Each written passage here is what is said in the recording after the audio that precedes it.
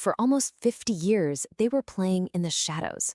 While men's cricket was this huge national obsession, the women's team played for passion, for pride, and a lot of the time for free. So this is that story. It's the story of how they went from basically being invisible to standing on top of the world, a 50-year journey that ends in just pure glory.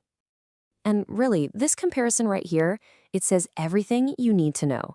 On one side, you have an era where these women were playing purely for the love of the game, not for a paycheck. And on the other, world champions, inspiring an entire nation. This isn't just a sports story, you know? It's about what it means to just never, ever give up. Okay, so to really get how massive that 2025 victory was, we gotta go back.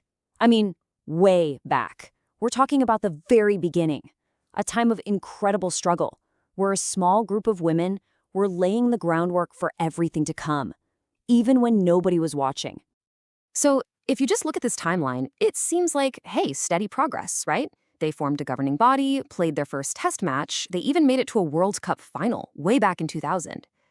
But here's the thing.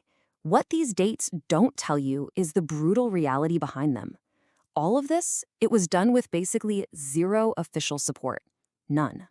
And this was what it was really like for them. I mean, can you imagine representing your country and having to pay for your own travel or having to hold down a full-time job just to be able to afford to play cricket? It's wild. These pioneers, they weren't in it for the fame or the money, because there wasn't any. They did it for one reason. They just loved the game. All right, so that brings us to the mid-2000s, and this is where things really start to shift. Those years of just grinding it out in silence, they were about to lead into a decade that would deliver both the team's biggest heartbreak and, believe it or not, its most important breakthrough. Yep, this right here was the game changer. In 2006, the BCCI, the incredibly powerful and rich board for the men's game, finally took women's cricket under its wing. And look, this was way more than just some paperwork merger. It was a promise of better funding, real infrastructure, and finally, the kind of international exposure these players had earned 100 times over.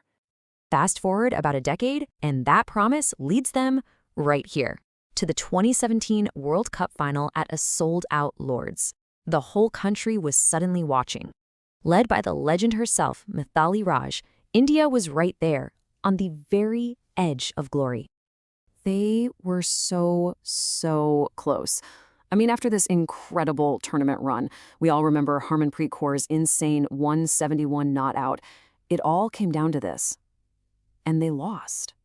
By just 9 runs, it was a total heartbreaker, a collapse from a position where they really should have won.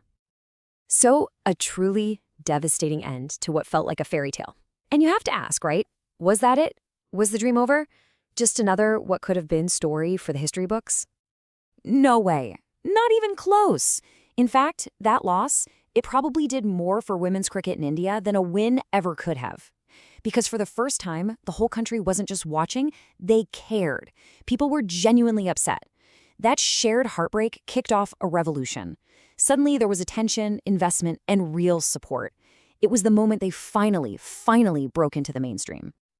And the impact of that 2017 final, it was huge and it was immediate. That heartbreak, it was like it planted a seed. And over the next few years, we all got to watch that seed grow into something really powerful. You could actually see the changes happening.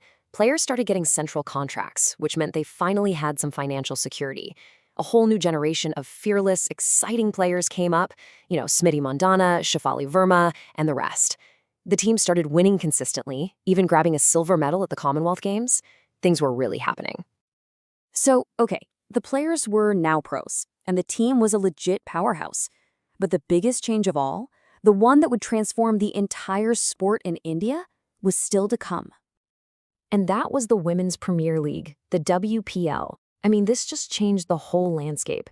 It created household names, it brought in a ton of money, and for the very first time, it made being a professional cricketer a real, achievable, and even profitable dream for millions of young girls all over India. So you've got all this momentum, right? The pain from 2017, the rise of all these new stars, the explosion of the WPL, and it all leads to this moment, the 2025 World Cup. on home soil, with the pressure of an entire nation's hopes resting on their shoulders. But it was anything but a smooth ride. The group stage was a total roller coaster. They had tough losses to Australia, New Zealand, and South Africa. They honestly just barely scraped by into the knockout rounds. It was actually kind of similar to the men's team's underdog story back in 2011. But that's the thing about great teams, right? They peak when it matters most. In the semifinal against a really, really strong Australian side, they just clicked. Shafali Verma smashed a quick 70, Pooja Vastrapar was incredible with the ball, and just like that, they got their revenge for the earlier loss and their spot in the field. And so, it all came down to this one game, the final, for everything. And they were up against that same tough South African team that had already beaten them earlier in the tournament. But with all that pressure, the kind you can't even imagine, the captain, Harmanpreet Kaur, just stepped up. She played the innings of her life. A totally calm, cool, unbeaten 83 that guided them through a super tense chase and took them right to the edge of history.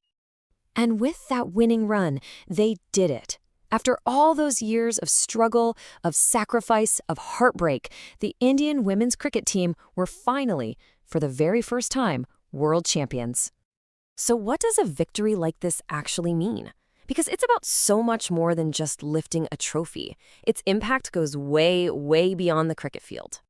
I mean, look at this. The reward for that whole journey was basically flipping their entire history on its head.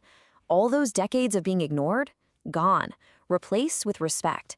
That awful heartbreak from 2017, redeemed. And those pay gaps started to disappear, replaced by actual institutional support and a huge, passionate fan base that was there for every single ball. And maybe nothing shows this new era better than this number. 125 crore rupees. The prize money was the exact same as the men's team. And that wasn't just about the cash, It was a massive statement about pay equality. It was a real, tangible symbol that they had finally arrived. And in the end, I think the captain, Harmanpreet, said it best. This win wasn't just the end of a World Cup. It was the start of a revolution. It cemented a brand new golden age for women's sport in India, and it made sure that the next generation of players, well, they will never have to play in silence again.